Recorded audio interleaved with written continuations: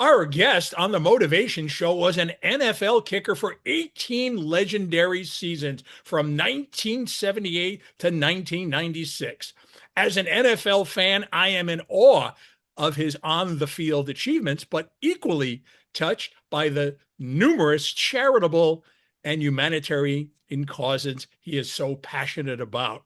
This is a man who gives back to the community and continues to make a difference to so many people. His inspirational and incredibly motivating book is called Naked and Alone with 80,000 People, from 11 rejections to Kansas City Chiefs Hall of Fame and most accurate kicker in NFL history. Now, that's a mouthful, and we're going to get right into that. Welcome to the Motivation Show, Nick Lowery.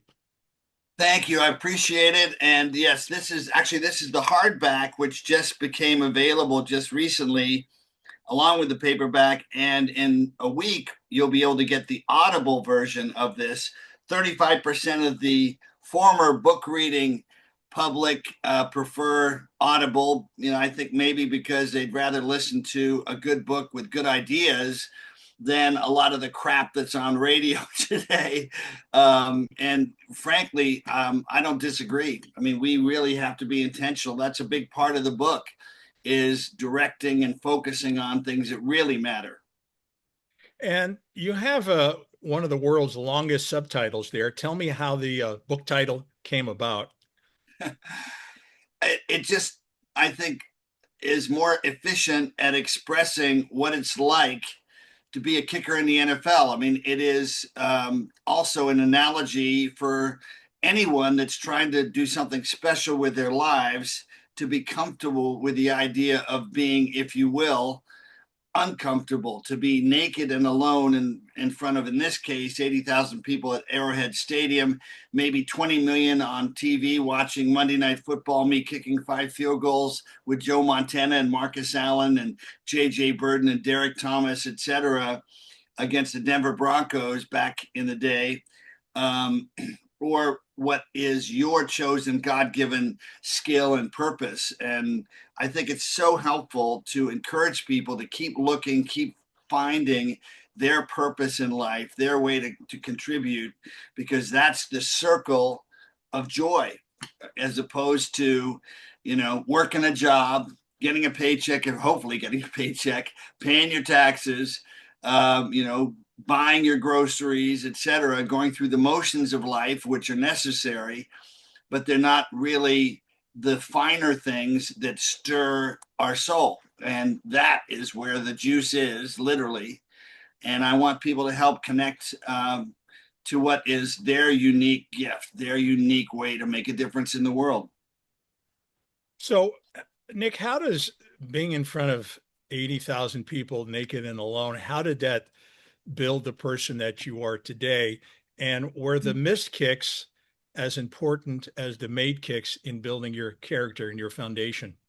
Well, that's another big theme in the book, is that anybody that pays attention to the success stories of life. I mean, Abraham Lincoln being defeated in 7 elections before he becomes president is one great example, or one of my favorite, perhaps my favorite, Winston Churchill, and Gallipoli, and some of the horrendous mistakes and miscalculations in his life as a minister, and going through a dark time and then coming out the other side, being able to articulate your vision and being able to bring people in with you rather than pulling them behind you.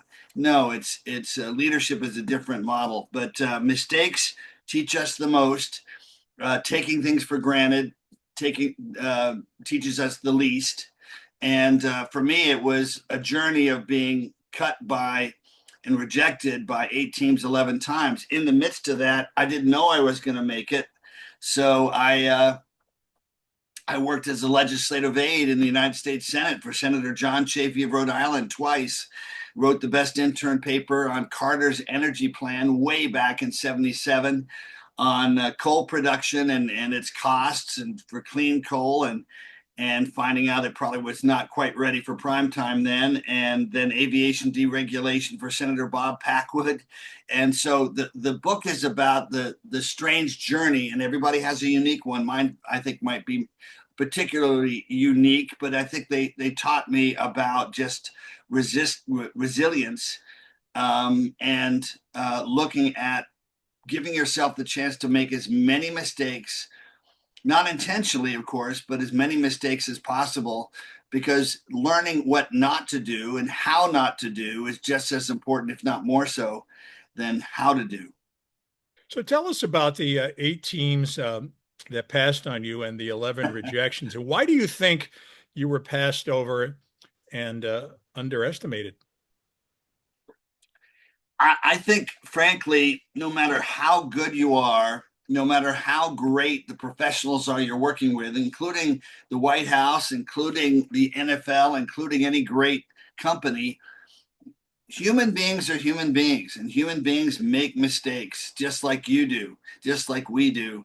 And so hanging in there long enough to be at that elite level, um, you have to wait and stay with it till the constellations align. And so part of it was I was ready, but they weren't ready. But early on, I wasn't ready. I had to learn to adjust to kicking without a tee, which back in college was something that you did. I had to learn to kick at more narrow goalposts. They were 24 feet wide in college and 18 and a half feet wide in the NFL. And, that's a big difference. And then the pressure itself to get the ball off in 1.27 seconds, the ball snap back 8 yards, snap back in 8/10 of a second back to the holder, catches it, puts it down, spins it, and it has to be kicked in under half a second. And you're actually moving and the ball spinning until the last 1 or 2 tenths of a second. And then you have to kick the ball. You're looking down at the ball, even though the goalposts are up there, and you're not looking at the target. You're looking at the ball itself and that skill set. And then, of course, the pros are different. In college, if you miss, well, it's much more professional now than it's ever been with the NIL, and that's another subject altogether. But in college, you're part of the good old alma mater. In this case, for me, it was Dartmouth College, the Big Green, and in the pros, nobody cares what your excuses are, and that's another big lesson.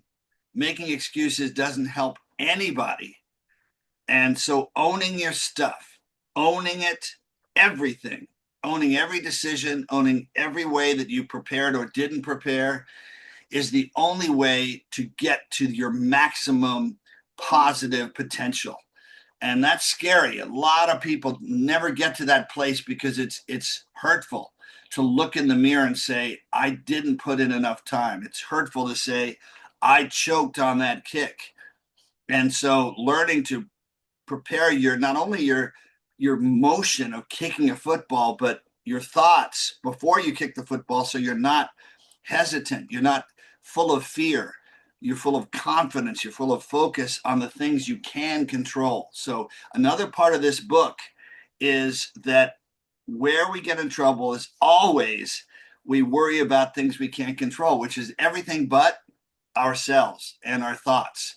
And unfortunately today, this thing teaches us The cell all the phone. good and all the bad. It teaches us to look for immediate gratification. It doesn't teach us to stick with things when they're boring or difficult or uncomfortable.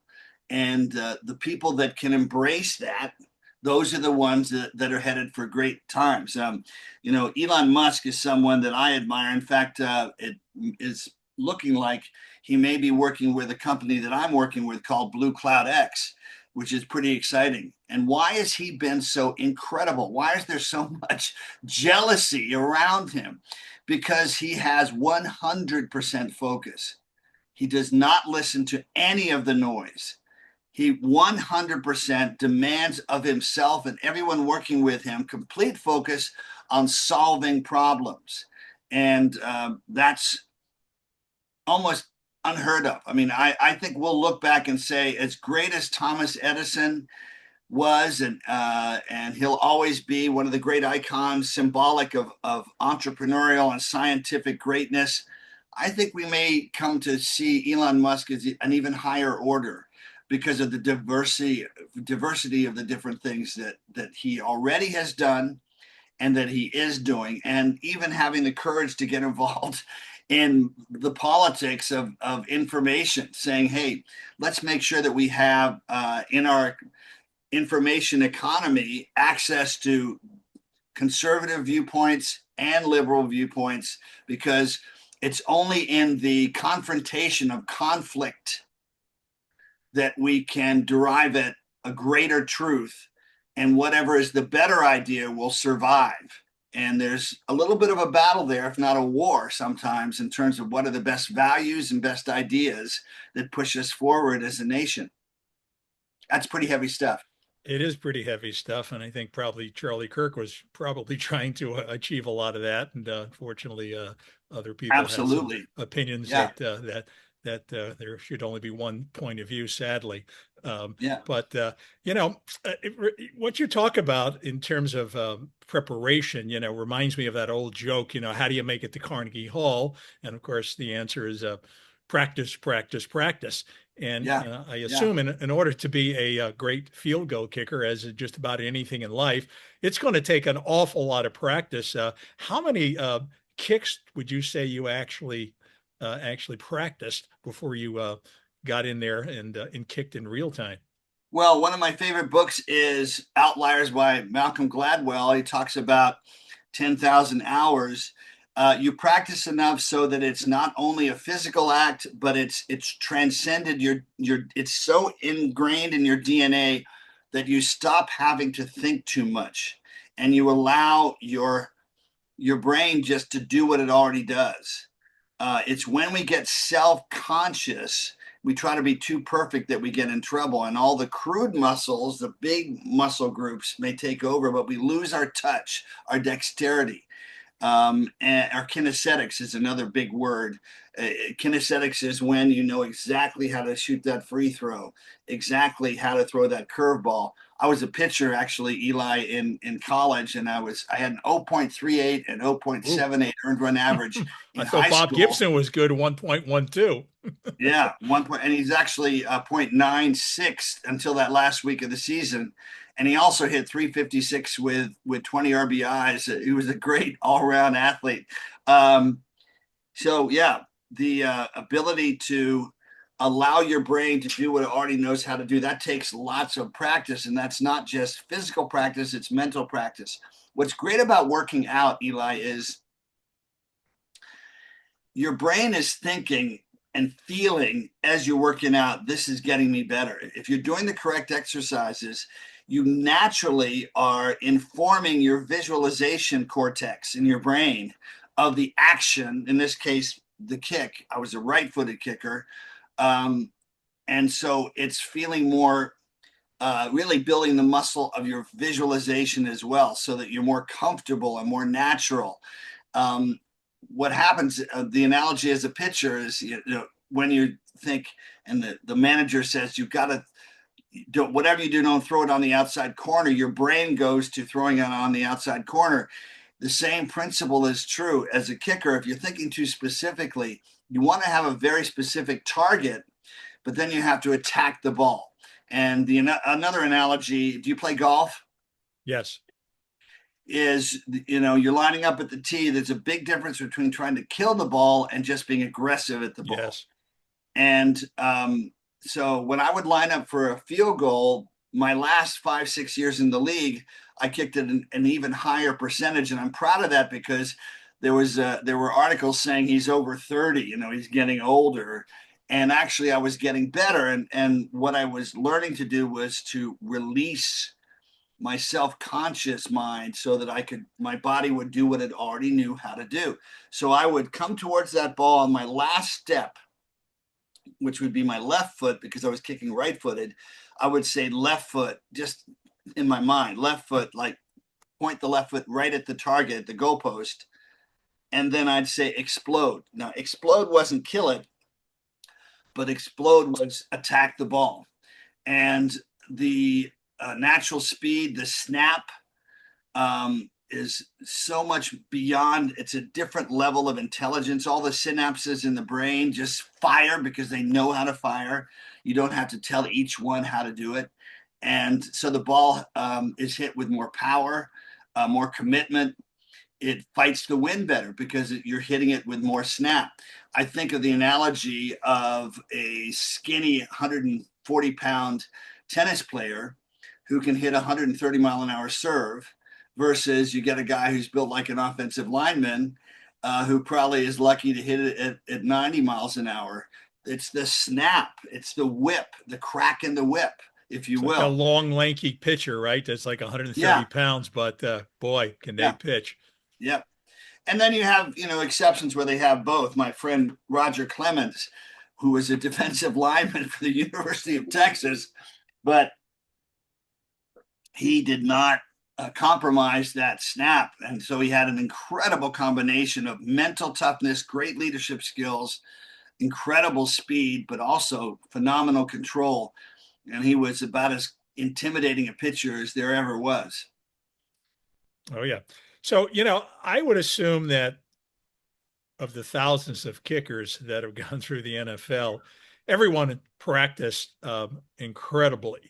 Now they say guys like Michael Jordan, he not only had the innate talent, but it was his practice. But I got to believe that other people shot as much as he did. What do you think your X factor was that differentiated you from all the other guys who were doing the I practice, think practice, practice? situational practice. There's a score. There's you visualize the weather, etc. I think of Seth Curry as another one of the great examples because he'll shoot 500 shots every single day. Or Caitlin Clark. I mean, they have an ability to shoot incredibly accurately, not from 20 feet, not even 30 feet. They can shoot from 40 feet or even half court sometimes and make it so consistently, it's beyond any human achievement that we've ever witnessed because their commitment to practice, practice, practice.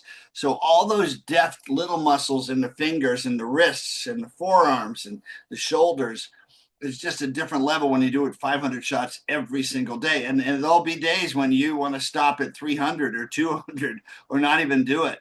And you still do it. And it's teaching a lesson to the discipline, which is a really good consistency and discipline go hand in hand with greatness.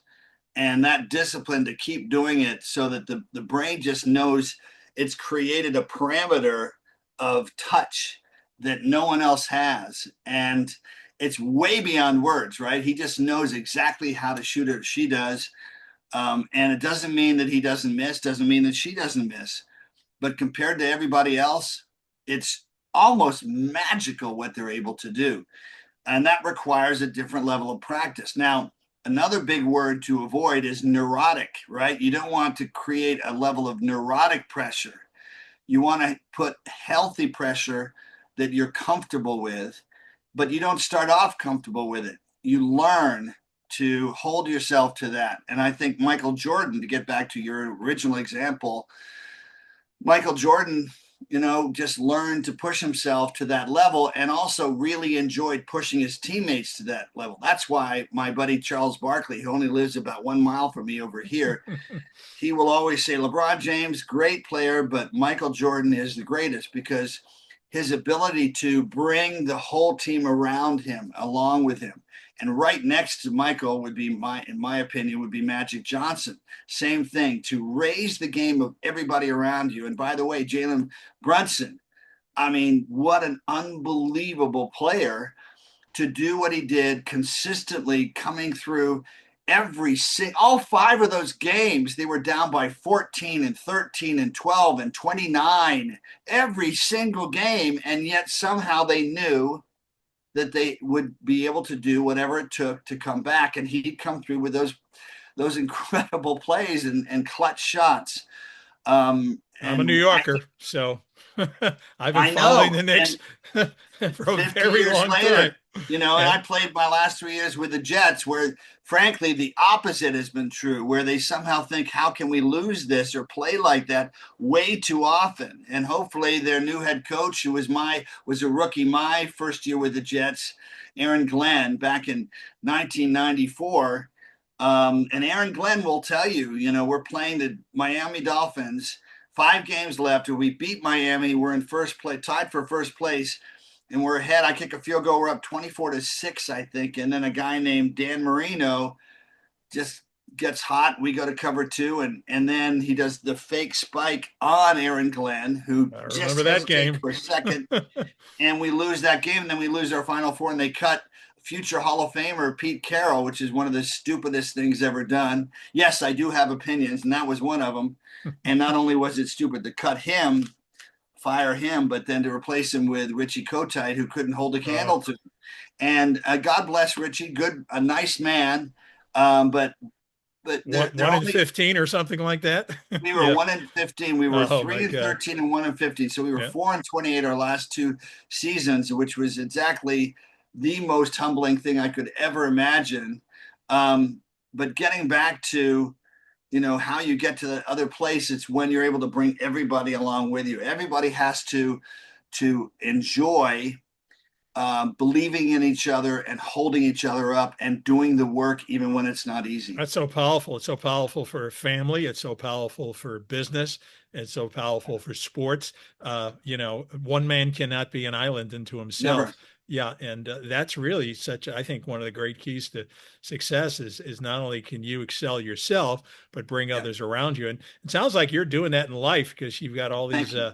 incredible organizations that you're building. But first thing I wanted to learn a little bit about is what is tougher to write this book or kick a field goal? Oh, writing this book was a lot harder. I joke, only half jokingly, that I should have called it The Art of Procrastination, because I started writing it right after I finished at Harvard.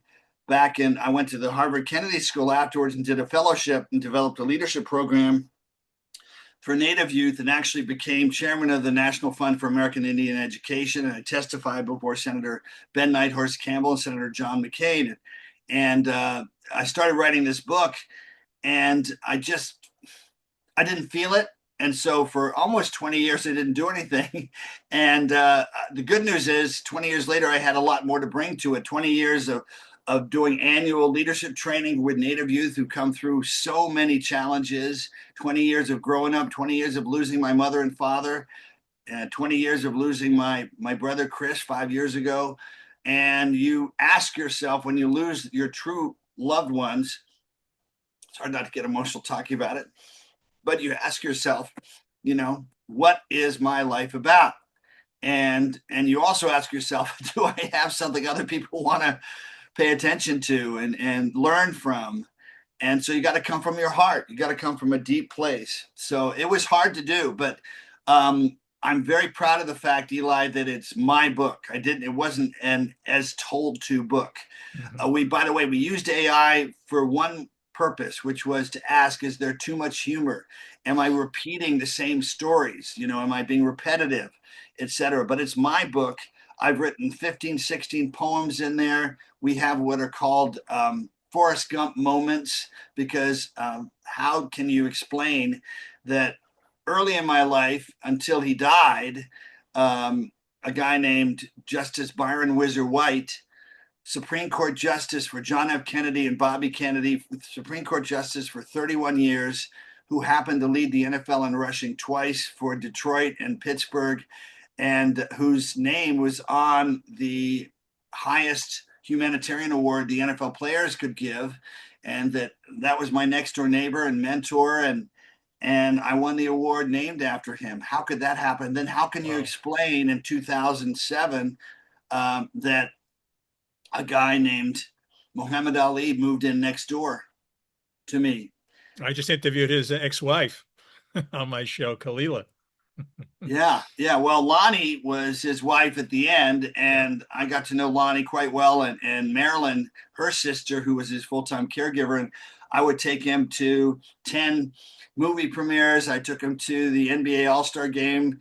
And there are pictures in my book where you can see LeBron James and Dwayne Wade and all these famous players, Yao Ming, and they're like little kids around him, because this is truly one of those people who wouldn't want to Larger be than life, Muhammad to Ali. Absolutely. transcend Yep. not only being an Yep. athlete, but transcend their role as a human being. I wish to God that with all of the animosity between Jews and Muslims and Christians right now, that we had Muhammad Ali without Parkinson's being able to articulate what he was very clear with me about, which was his faith was about love. Here's a Yep. guy who was a pugilist, who was a fighter, who was part of a very violent sport. And yet his last 20 years was 100% about love. And I saw it in person, how he would literally stop shaking so he could spend time with kids and make them feel special. White kids, black kids, Hispanic kids, Asian kids, didn't matter. So, those are lessons in the book about what a real hero is all about.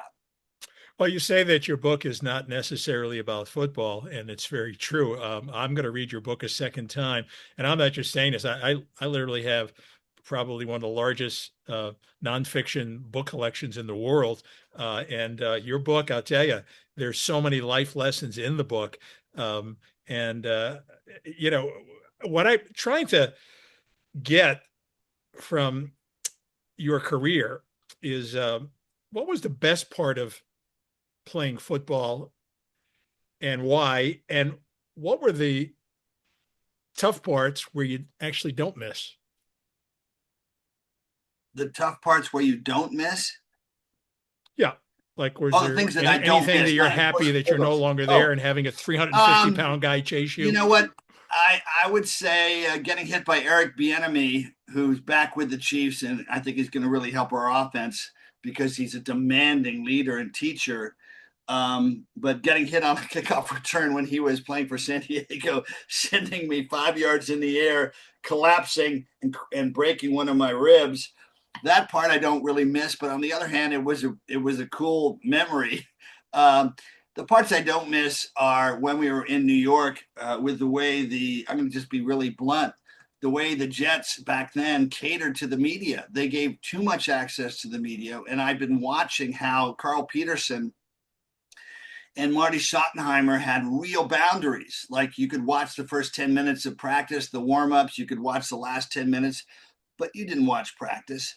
Whereas the Jets had media the whole practice. And so if there's a fight, if there's something that really shouldn't be shared, they see it all. Same thing in the locker room. Instead of 10, 15 minutes at lunchtime, it's an hour. And so, in New York, they'd ask the same questions. What you see with President Trump, or any politician, they'll ask the same question 20 times until you give them an answer that can be misinterpreted or chosen to look like it's saying something that Bad maybe it's sound not. bites, right? Yeah. Yeah, and that's an ugly part of Mm. that I think the Jets had lost touch with protecting their players and protecting the focus of the organization.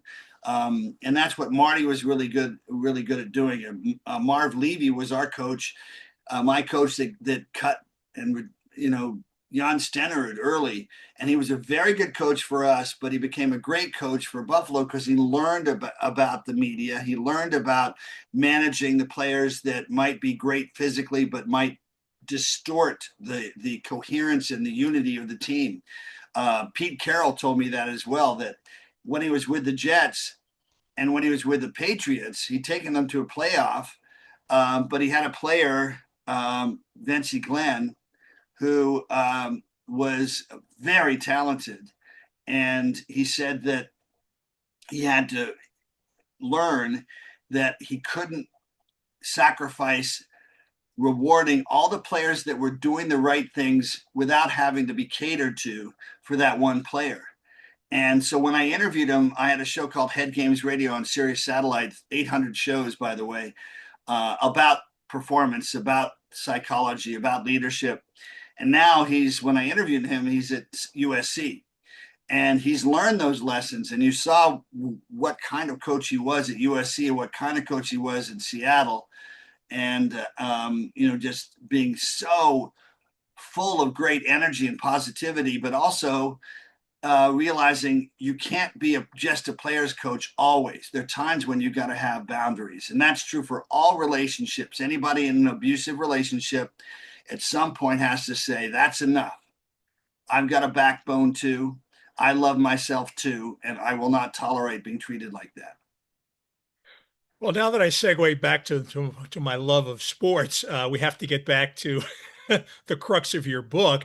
And what would you like people, Nick, to take away from the book after they read it? What feelings, what actions would you like to see people What's take? great about this book, Eli, is that you can open up to any page and there's something that you can take with it.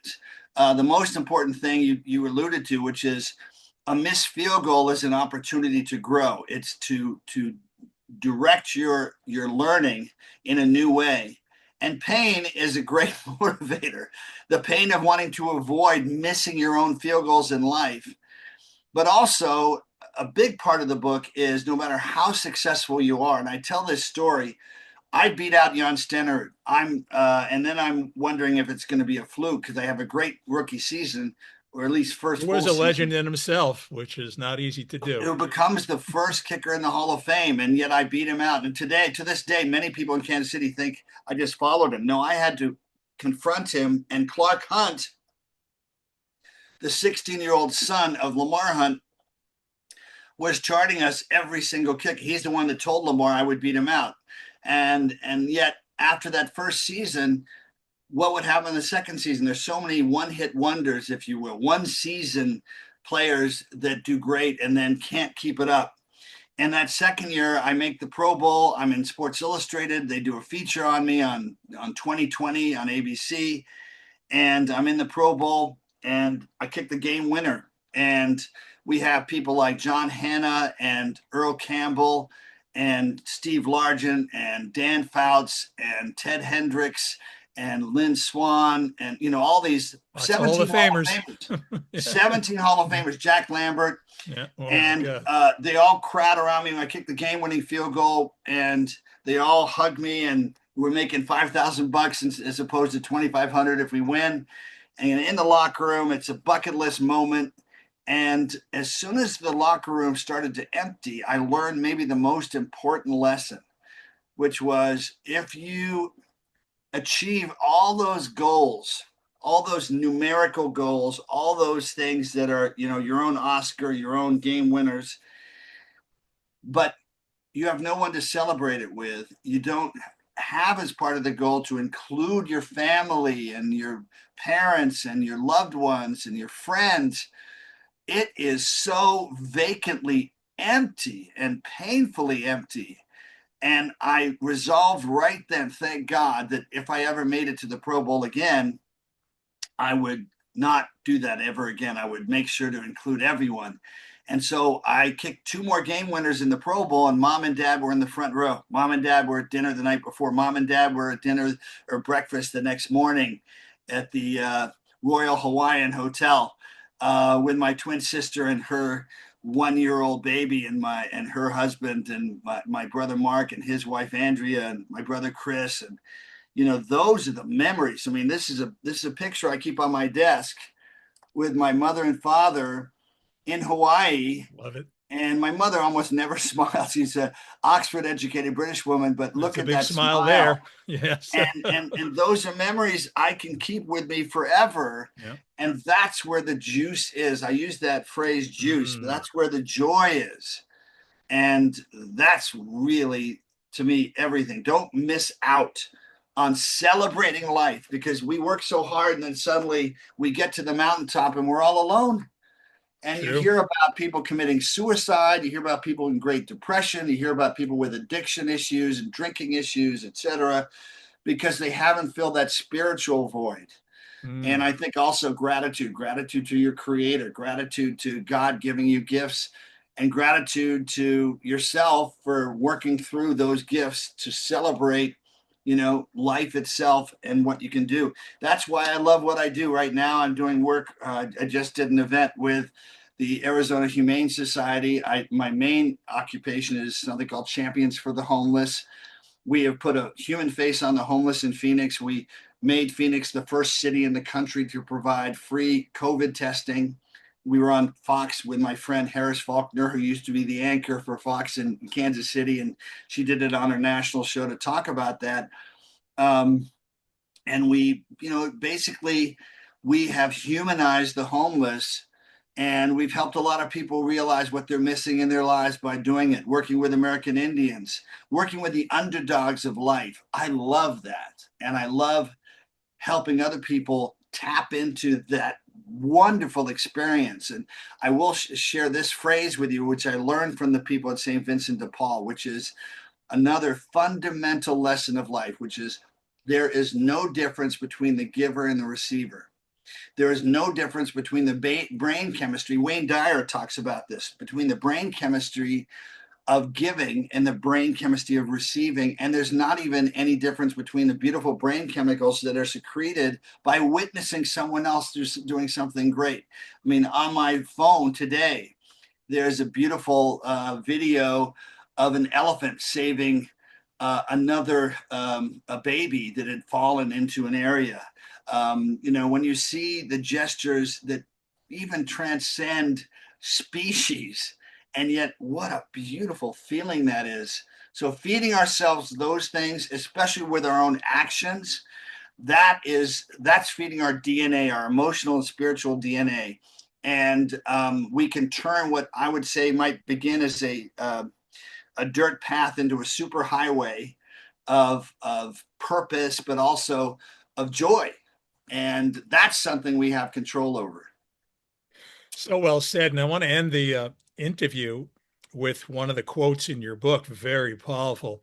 And it says, even if we don't see him, our creator is always there in the fire with us. Yeah. Tell us a little bit about that. Thank you. Well, when Dick Johnson, you're going to get me all emotional now. Man, mentorship is so important. And my junior year in the off season, I met Dick Johnson, who called himself an old clam digger from Maine.